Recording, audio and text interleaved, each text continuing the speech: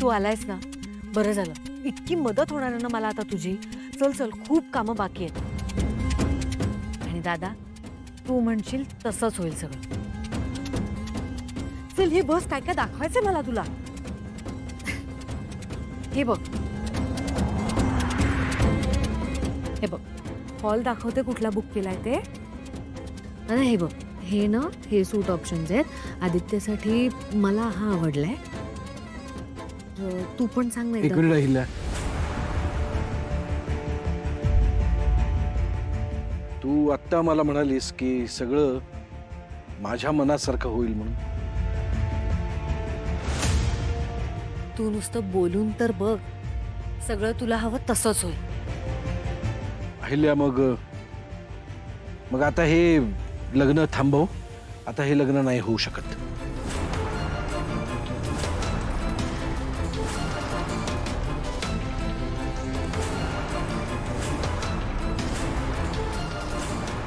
दादा, अरे काय बोलतोयस तू? आदित्यसाठी साजिरी तूच पसंत केलीस ना, मग आता काय झालं? हो, पण तेव्हा मला सत्य माहित नव्हतं. आता सत्य कळल्यानंतर हे लग्न मी नाही होऊ देऊ शकत. दादा, काय सत्य? कसलं सत्य बोलतोयस तू? त्या दिवशी पण तुम्हाला सांगितलंस तो तुझा गैरसमज झाला होता. अजूनही तुझ्या मनात काही शंका असेल तर आपण निरसन करू त्याचं. नाही अहिल्या, माझा तेव्हाही गैरसमज झाला नव्हता आणि आजही गैरसमज होत नाहीये. गैरसमज होत असेल तर तो तुझा. आदित्यचं जर का लग्न होणार असेल तर ते पारुशीच होणार. पारुस या घरची सून होणार. दादा बस. तू पुन्हा पुन्हा तेच तेच का बोलतोयस? मला मान्य आहे की पारू एक चांगली मुलगी आहे, ती या घराची लेक आहे, पण ती या घराची सून होऊ शकत नाही.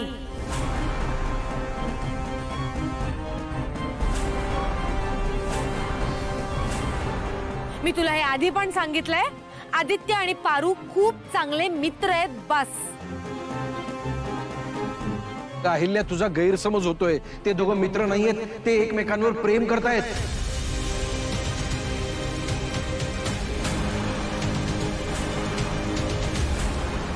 दादा, तू हे मला सांगितल्यावर मी त्यांना समोर उभं राहून विचारलंय, त्यांनी नकार दिलाय.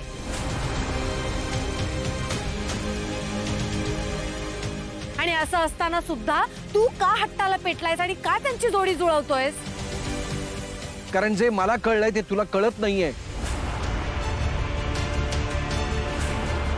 अहिल्या, तू माझ्यापेक्षा लहान आहेस. मी काय सांगतोय ते समजून घे. दादा, आदित्यने स्वतःने ह्या लग्नाला पुढाकार घेतलाय. तोच म्हणाला लवकरात लवकर हे लग्न करायचंय म्हणून. असं असताना मी माझ्या मुलाचं मन कसं मोडू?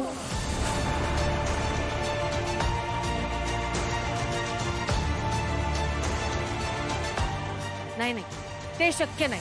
आता काहीही झालं तरी हे लग्न तर होणारच.